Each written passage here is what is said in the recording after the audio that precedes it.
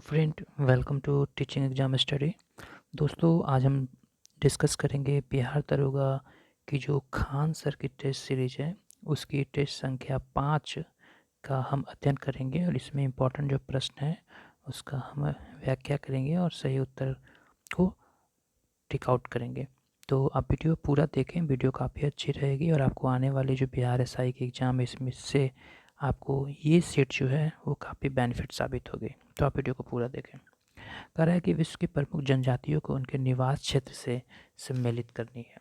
विश्व की प्रमुख जनजातियों को उनके निवास क्षेत्र से सम्मिलित करनी है। बद्दू, मसाई, याकूत और पिग्मी। तो आइए हम मिलान करते हैं। ऐसे इसका जो आंसर हो जाएगा 1 का सी, यानी कि बद्दू जो है वो अरब मरुस्थल में। उसके बाद से मसाई जो जनजाति है वो पूर्वी अफ्रीका यानी केनिया और तंजानिया में। याकूत जो जनजाति है वो साइबेरिया में और पिग्मी जनजाति कांगो बेसिन में। तो यहाँ डी नंबर ऑप्शन सही होगा, यानी पहला का उत्तर डी। तो उम्मीद करता हूँ कि ये आपको क्लियर हो गया होगा। आइए क्वेश्चन नंबर 2 की ओर बढ़ते हैं कि गर्म स्थलीय पवनों के संदर्भ में निम्नलिखित कथनों का विचार कीजिए। तो इसका जो उत्तर हो जाएगा डी नंबर, यानी 1, 2, 3। 1, 2, 3 यानी तीनों सही है कि लू एक शुष्क और गर्म पवन है जो उत्तरी भारत के मैदान में चलती है। आम्रवर्षा केरल और कर्नाटक के तटीय क्षेत्रों में होती है और काल बैसाखी पश्चिम बंगाल और असम में वर्षा लाती है। आइए क्वेश्चन नंबर 3 की ओर जाते हैं कि नदी घाटी विकास की पौधावस्था से संबंधित कौन सा लक्षण सही नहीं है। कौन सा लक्षण नहीं है। तो 3 का जो उत्तर हो जाएगा वो डी, यानी वी आकार की घाटी का प्रमुख होना, ये सही नहीं है। बाकी गोकुर झील का निर्माण सही है। जलप्रपात और सिप्राओ का समाप्त होना सही है और क्षैतिज उत्पादन का ऊर्ध्वाधर अपर्दन से अधिक होना ये भी सही है। आइए क्वेश्चन नंबर 4 की ओर जाते हैं। निम्नलिखित में से कौन सी नदी परियोजना और राज्य का युग्म सही सुमेलित नहीं है। यानी क्वेश्चन नंबर 4 हम देखते हैं। 4 का जो उत्तर हो जाएगा डी, हीराकुंड बांध। ये उड़ीसा में है और यहाँ पे ऑप्शन झारखंड दिया हुआ है, तो ये गलत हुआ। यानी टिहरी बांध उत्तराखंड में है, सरदार सरोवर बांध गुजरात में है और वहाँ इंदिरा गांधी नहर परियोजना जो है वो राजस्थान में है। आइए क्वेश्चन नंबर 5 की ओर आगे बढ़ते हैं। गर्मस्थलीय पवनों के संदर्भ में निम्नलिखित कथनों पर विचार कीजिए। तो यहाँ पे डायरेक्ट हम उत्तर बताते हैं। 5 का उत्तर डी हो जाएगा, यानी 1 और 3 जो ऑप्शन है वो यहाँ पे सही हो जाएगा। 1 में ऑप्शन है कि चिनूक पवन रॉकी पर्वत के पूर्वी ढलानों से नीचे उतरती है और कनाडा और संयुक्त राज्य अमेरिका में स्नो ईटर के नाम से भी जानी जाती है। और 3 नंबर हो जाएगी कि सिरोको एक भूमध्य सागरीय पवन है जो सहारा मरुस्थल से नमी एकत्र करके लाल वर्षा के कारण बनती है। आइए क्वेश्चन नंबर 6 की ओर आगे बढ़ते हैं कि अखिल भारतीय जो महिला सम्मेलन की स्थापना किस वर्ष हुई थी। तो 6 का उत्तर हो जाएगा बी, 1927 ईस्वी में।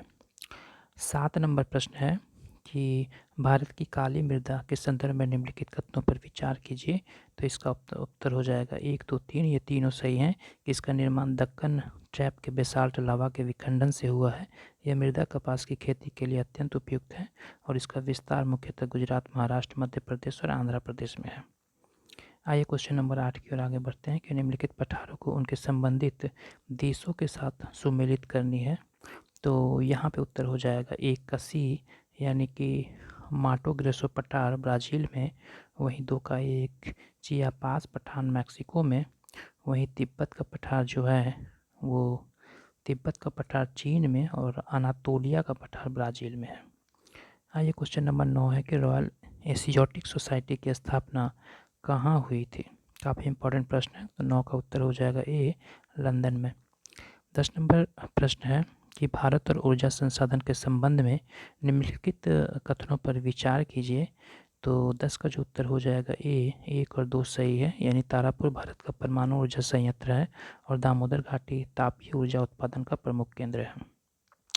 11 नंबर प्रश्न के निम्नलिखित देशों में से कौन सा देश कर्क रेखा, मकर रेखा, विषुवत रेखा तीनों से में से किसी के भी ऊपर स्थित नहीं है। तो 11 का उत्तर हो जाएगा सी, जिम्बाब्वे।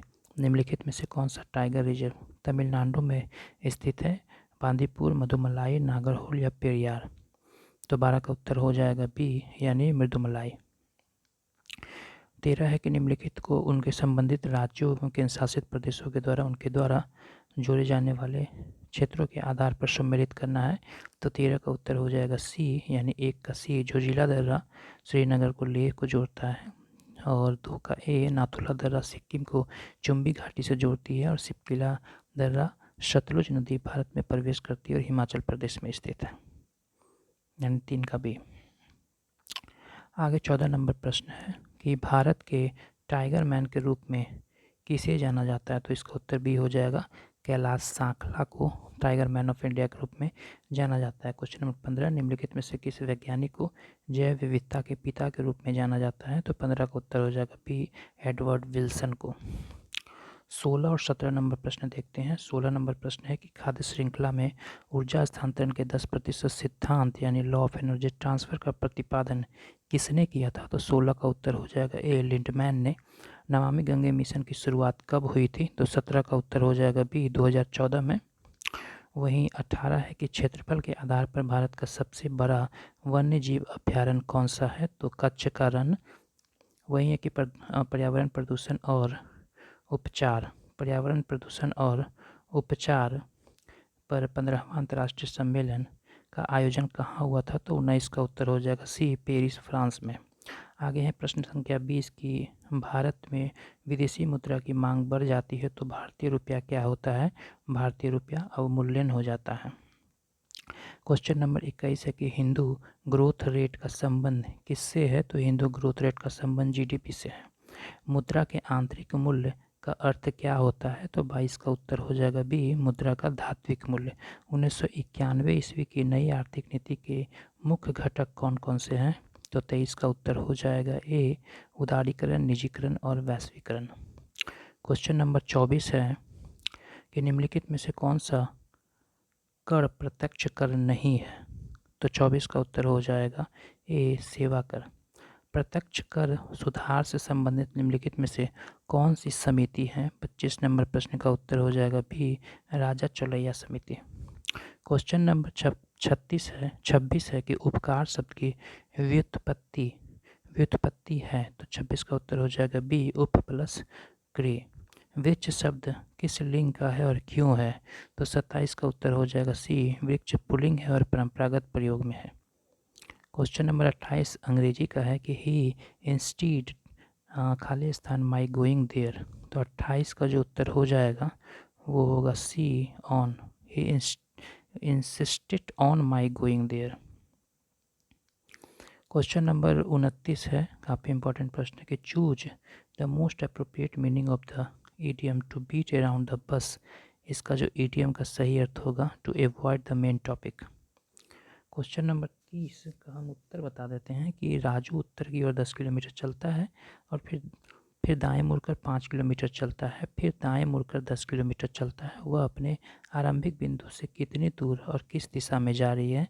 तो 30 का जो उत्तर होगा वो ए, 5 किलोमीटर पूर्व।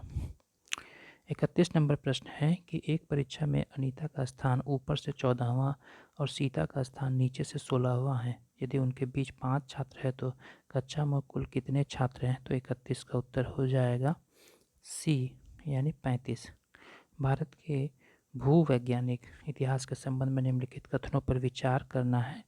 तो 32 का उत्तर डायरेक्ट हो जाएगा डी, यानी कि 1, 2, 3 यानी गोंडवाना क्रम की चट्टान भारत में 98% कोयले के भंडार का स्रोत है। वहीं धारवाड़ क्रम की चट्टान लौह अयस्क, मैग्नीज और सोने जैसी धातुओं की प्रमुख स्रोत है। कुडप्पा क्रम को चट्टान विंध्य क्रम के चट्टानों से अधिक पुराना है। क्वेश्चन नंबर 33 है कि n बराबर 12 गुना 18 पे पावर q गुना 25 पे स्क्वायर है तो n के कुल कितने भाजक होंगे। तो इसका उत्तर हो जाएगा 240। 4500 को किस छोटी से छोटी संख्या से गुना किया जाए कि प्राप्त गुणनफल एक पूर्ण घन बन जाए। तो 34 का उत्तर हो जाएगा सी, 5।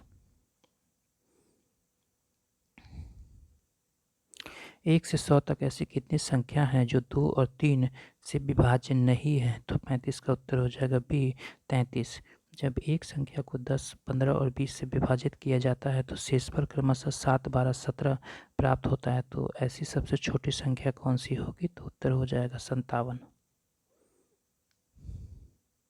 भक्ति आंदोलन के संदर्भ में निम्नलिखित कथनों पर विचार कीजिए। तो 37 का उत्तर हो जाएगा डी 1, 2, 3। शंकरदेव ने असम में एक धर्म की स्थापना किया। वल्लभाचार्य ने शुद्धाद्वैत सिद्धांत का प्रतिपादन किया। कबीर ने मूर्ति पूजा और जाति व्यवस्था की निंदा की।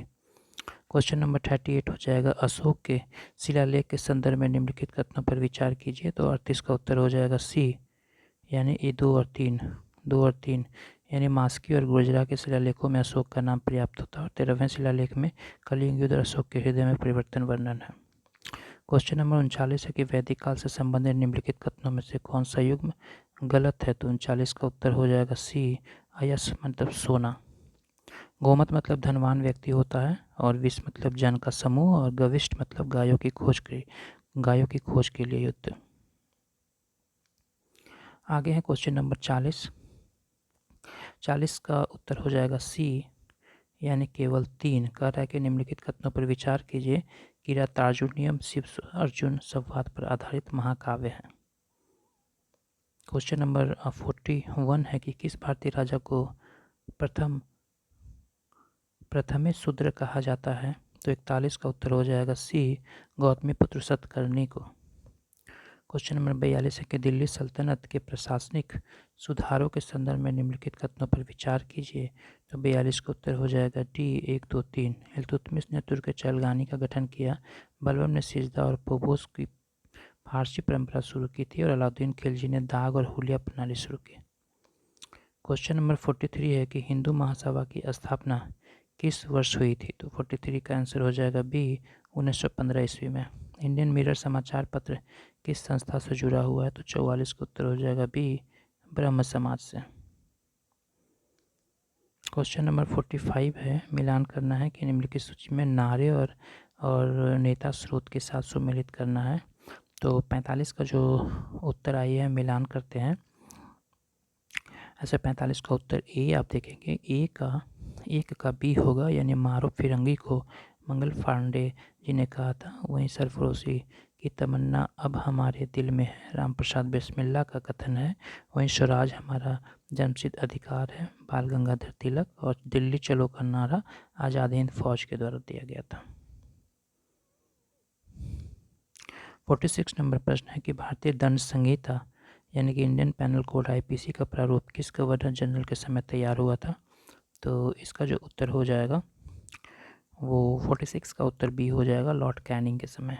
स्वराज पार्टी 47, स्वराज पार्टी की स्थापना के समय कांग्रेस के अध्यक्ष कौन थे। तो 47 का उत्तर हो जाएगा B, Chittaranjan Das. Question number 48 कि कांग्रेस सोशलिस्ट पार्टी के संस्थापक कौन थे। तो 48 का आंसर हो जाएगा जयप्रकाश नारायण और आचार्य नरेंद्र देव। 49 नंबर प्रश्न है कि प्रजा सोशलिस्ट पार्टी का गठन किन दो दलों के विलय से हुआ था। तो 49 का उत्तर हो जाएगा सी, किसान मजदूर प्रजा पार्टी और सोशलिस्ट पार्टी के द्वारा। 50 नंबर प्रश्न है कि वर्धा शिक्षा योजना किस कांग्रेस अधिवेशन में प्रस्तावित किया गया था। तो 50 का उत्तर हो जाएगा भी, हरिपुरा अधिवेशन 1938। तो ये 50 प्रश्न थे। अगली वीडियो में 50 और क्वेश्चन हम पूरा करेंगे।